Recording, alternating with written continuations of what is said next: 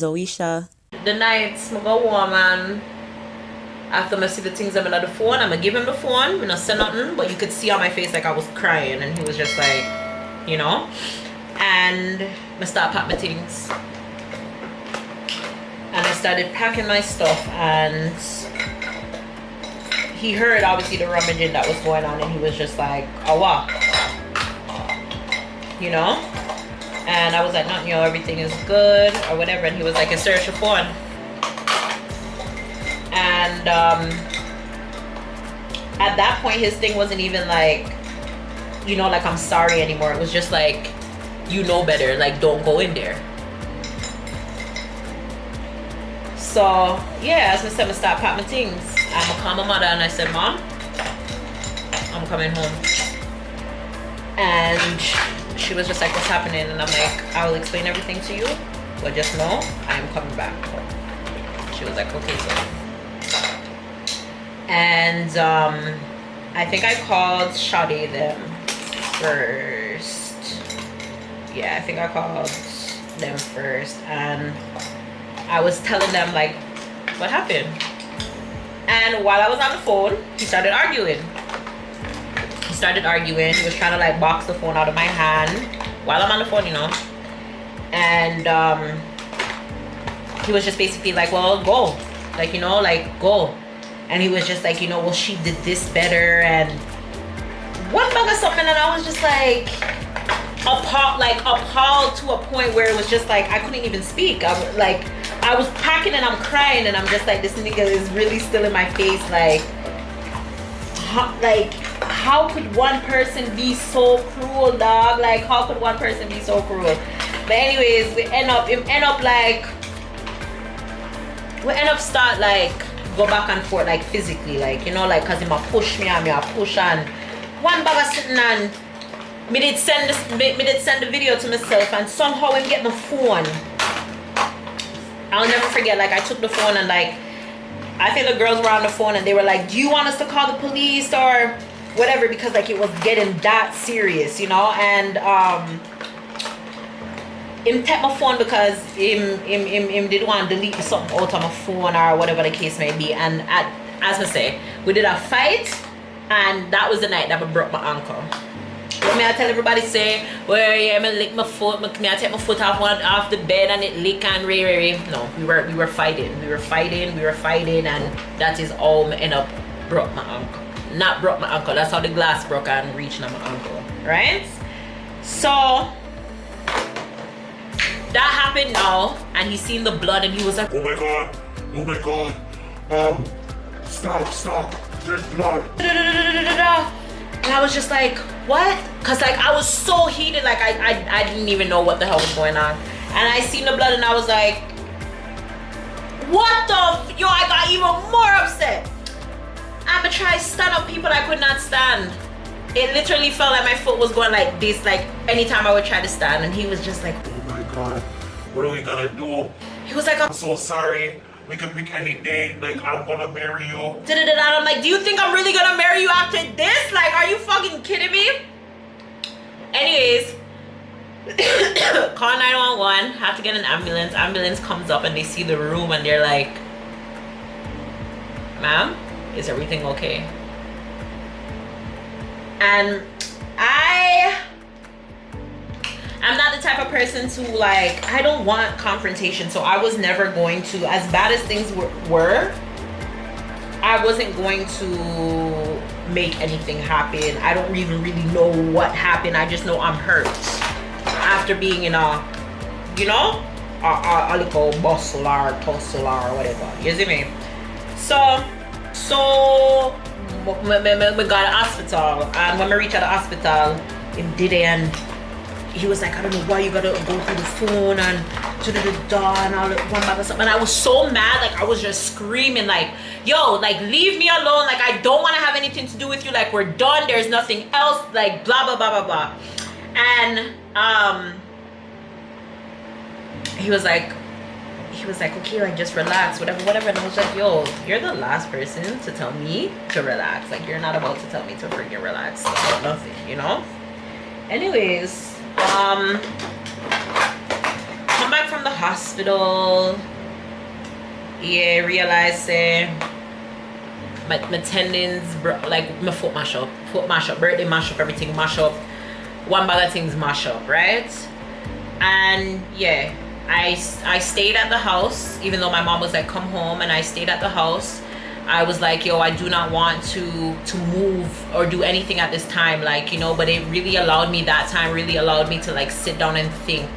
And I just seen more of his true colors come out, because I even remember one time I had an appointment at the hospital and we got into an argument and he left me at the hospital. The hospital is far from my house. Like, I was in crutches. I could not take the bus. It's winter time. And he left me at the hospital. Good thing, like, I have an amazing support system. I called my sister and I was just like, yo, can you pick me up? You know, while lying and saying like, oh, he had work, like he couldn't stay or whatever the case may be, when not that's so, but I just don't want to make anybody look away, you know? Anyways, how I ended up leaving the situation was we had to leave the apartment, and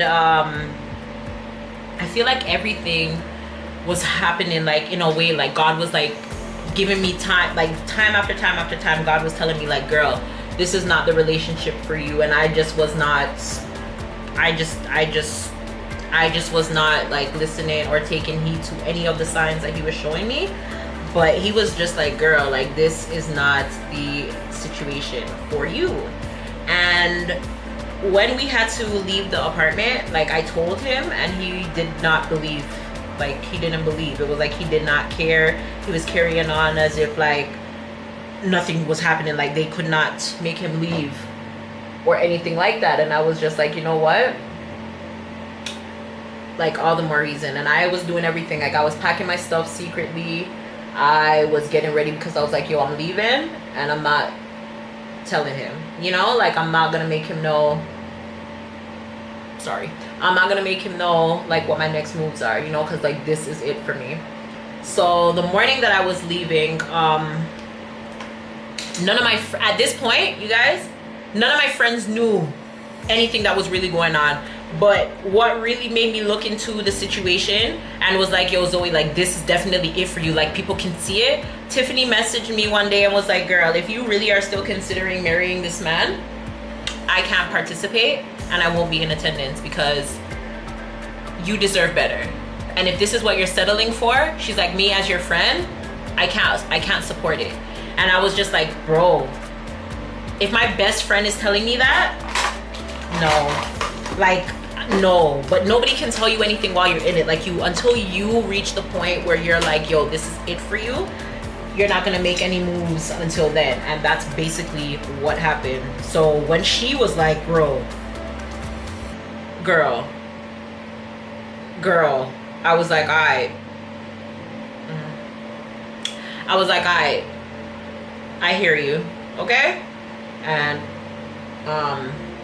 yeah, so I asked my friend the day before if she was gonna be busy the next day, and she was like, nah. And I explained to her briefly like what I was doing, and she was like, what? And I was like, yeah. And she was like, I don't believe you, like what? And she was like, yo, what? Like, of course I'll come, but like what? Like, is this seriously like what you're about to do? And I was like, yeah. And like, you guys, I was so emotional for like weeks leading up to it, because I was like, yo, this is so final, like this is just like it. Like I never imagined this going the way that it's going, like just a year after getting engaged. Like, wow, you know, not even a year, a few months, but whatever. So I took a cab, because at that point I think my cast came off a few days before, and at that point I wasn't really still walking properly. I mean, to this day I don't really still walk properly, but yeah, it was really still fresh. And I took a cab to his workplace, and I would always take the car. And so I took the car and I went home. My friend met me and we packed up our cars and we went to my mom's and we moved me out. And he came home I went back to his workplace before he finished work and dropped off back the car like it never left. And my friend took me to my mom's house, and that's where my new beginning began. And I really sat there and was like, bro, like 7 years gone down the drain. 7 years gone down the drain, you guys. Like 7 years gone down the drain. 7 years is a long time. It's not a long time. No, it's a long time. 7 years is a really long time, you guys.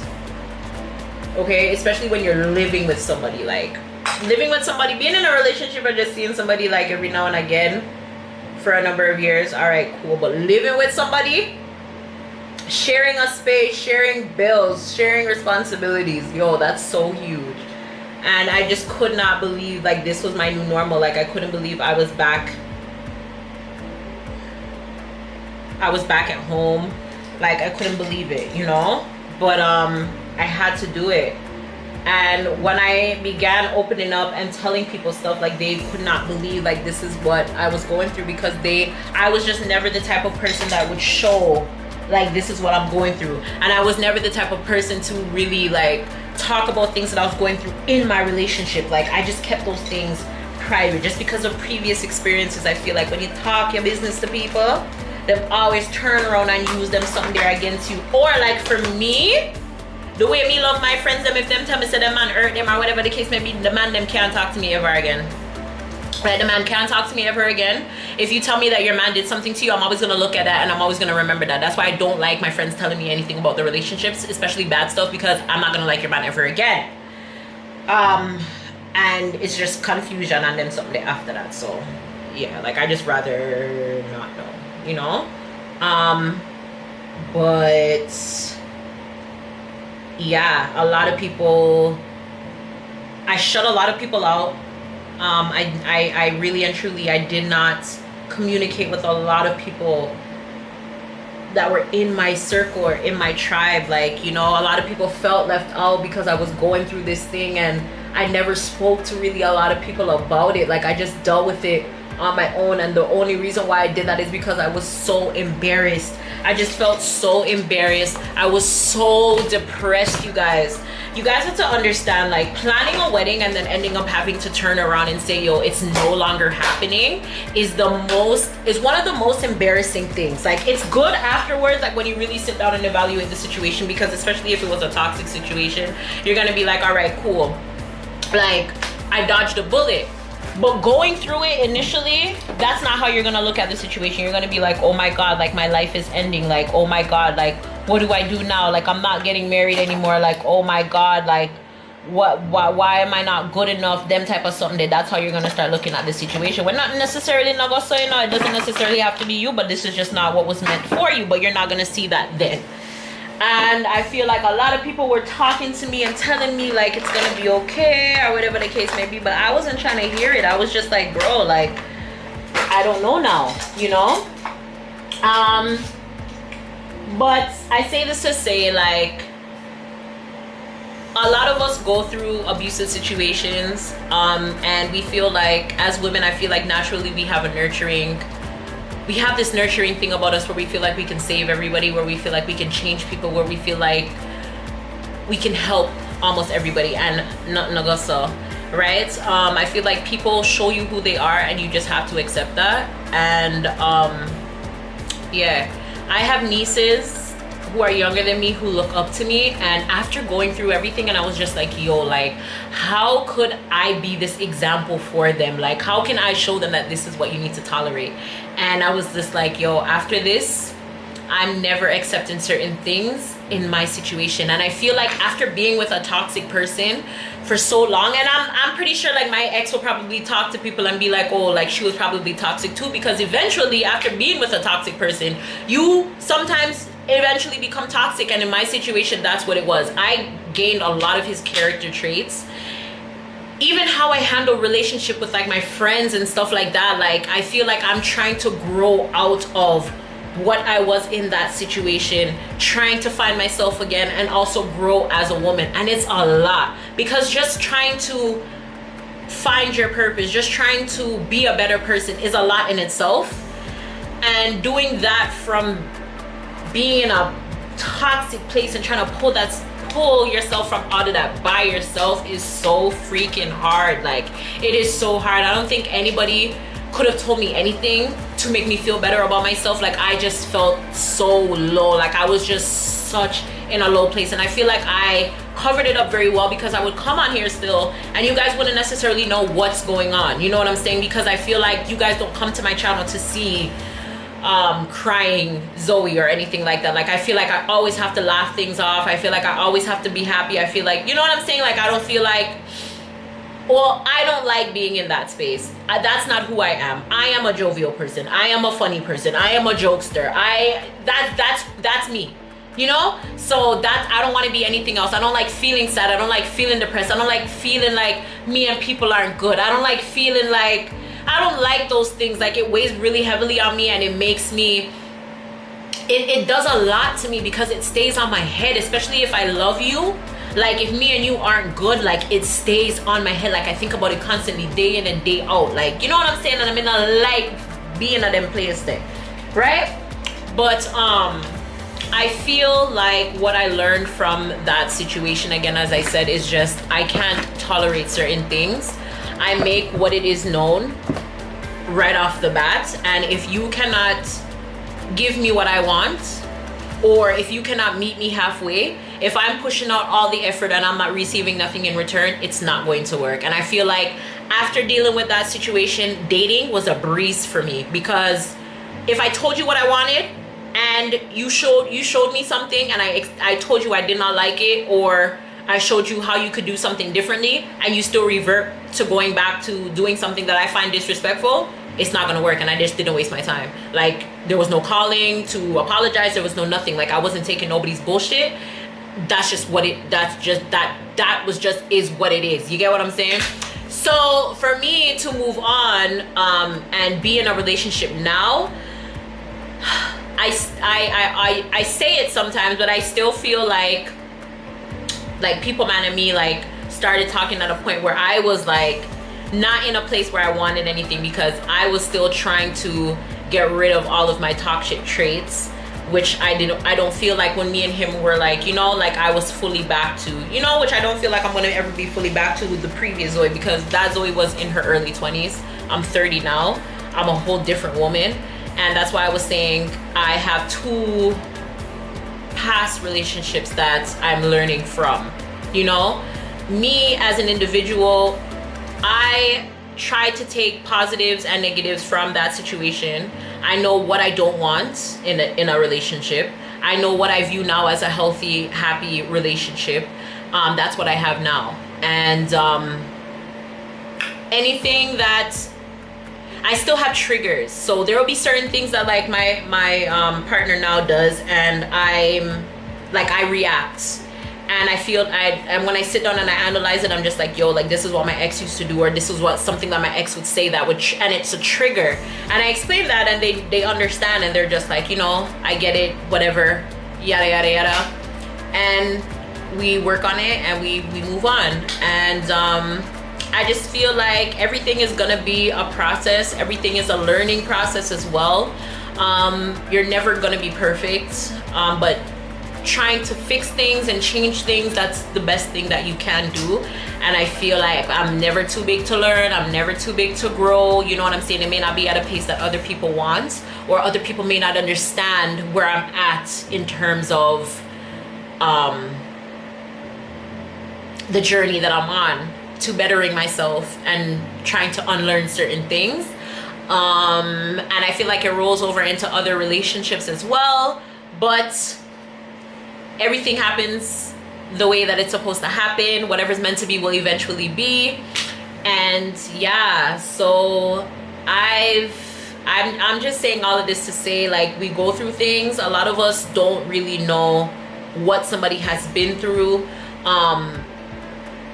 and especially for like my audience as well, like I have some of you guys on here who are super supportive, have always been supportive, you know what I'm saying, and are respectful. And then I have some of you on here who come on here and say certain things, like even with my partner now, you guys would come and say certain things like about his looks, or you know, like I had people come on here and talk about how they see him outside and doing all of this kind of stuff, and it's like out of respect, you know what I'm saying. First of all, even if you guys do see certain stuff and certain stuff, you guys can come to me privately and tell me certain things. You guys don't have to leave things on a public platform, you get what I'm saying? So I feel like you don't care for me, because if you really did care for me, you would come to me in private and show me certain things, you get what I'm saying? That's first thing. Second thing is, if I never said this, a lot of you guys wouldn't have known what I went through. I've never been the type of person that looked at somebody and was like, yo, I'm with you for your looks or what you can give me, or you know what I'm saying, in terms of material. That's not the I've never been that type of person. I've never looked at somebody and was like, oh, I want them because I owe them look. I've never been that type of person. You have to make me feel a weight inside. Like, I don't care really and truly how a person's appearance is on the outside, because a lot of us are pretty on the outside but are horrible human beings on the inside, and I don't want that. There's more to a relationship than looks, you get what I'm saying? Looks is not going to carry a relationship. So if that's all that you're basing your relationship on, good luck to you, but that's not for me, and that's not going to carry me to go nowhere, okay? So I don't like those things, you know what I'm saying? I feel like this went on longer than I wanted it to go on for, but yeah, like if you're in a situation with somebody and it becomes abusive in any form of way, do not take it lightly, okay? Do not sit down and expect that this person is going to change. I'm not saying everybody is going to be the same, you know, but I feel like when it comes down to abuse, I feel like when something happens one time, like that should be once enough. Like one time enough. Like I don't feel like you need to sit down and wait for it to happen again in order to make moves. You know what I'm saying? Like, people are going to tell you what they want to hear, especially when they want to keep, especially when they want to keep you near because they're afraid of losing you at the same time. But don't sit down and do that. And I really regret staying in that for so long and dealing with that for so long, because again, as I said, I have so many people who look up to me, you know what I'm saying? And I just feel like I personally let them down. But I can honestly say now that I can be a good example, because I went through what I went through. I didn't allow it to keep me down. It broke me, but I managed to come back from it, and I didn't let it, you know, keep me broken. It helped me definitely grow into the woman that I am today, and who I continue to grow into, and I'm grateful for my lesson. And yeah guys, it was not a bed of roses, but we made it. And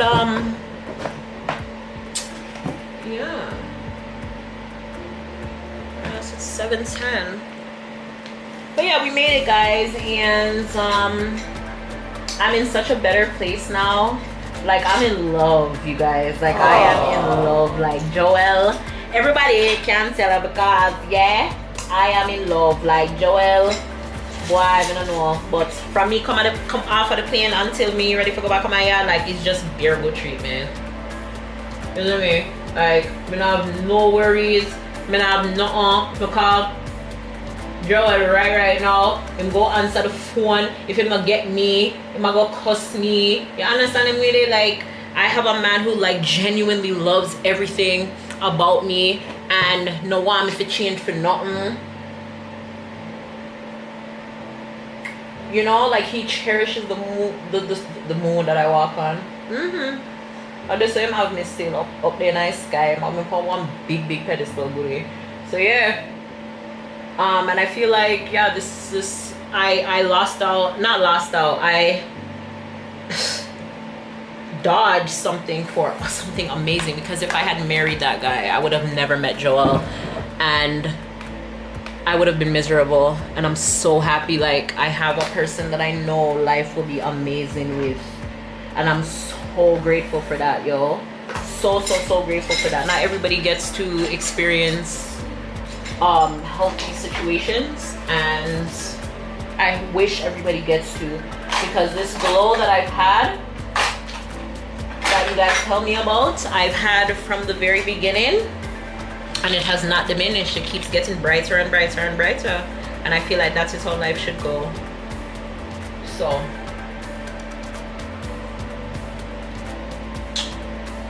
yeah. And I don't want to talk about this stuff anymore, you guys. I feel like it's past now, and I feel like I'm in a different place. I don't want to keep talking about exes. Like, we could talk about no, you know what I'm saying? We could talk about no. But yeah, that's where I'm at right now. And this year, you guys, I've just been really working on myself. I feel like every year I continue to work on myself, but I feel like this year especially, I've just been working on myself. I've been through so much off camera, and yeah, I'm just trying to better myself, better certain areas of my life that I need help in. But me I take my time and me I do it and me I go through, you see me? And yeah, I'm good now. Like, I'm good. I can definitely be better, but I'm good. Like, I don't have no real worries right now. Like, everything honestly is really good. So I'm grateful for that. Oh, me do just a while ago, man. Sure. Yeah, people. But anyways, I'm going to finish the rest of my stuff off camera. This is the gist of it, you know. Actually, let me just wipe this away, because I don't want to cuss me and tell me, oh, so you know, you come on here and do this, so you know, do the rest of your face or whatever. And I mean, you guys see it. Stay tuned for the vlog. I'm not gonna do the rest of my face on camera. I just can't bother. I feel like I chat too long now. I need to go finish, get ready. It's 7 o'clock. I have so much to do, and yeah. So I will talk to you guys later. I will vlog later when I go out. So see you guys later. Thank you guys so much for stopping by. Leave something positive in the comments, and if you have ever been in a situation like this, I salute you. It's not easy. And yeah, love you guys. Bye. Oh, see you guys in the next video, whenever that is, whatever that is. Yeah, love you. Bye.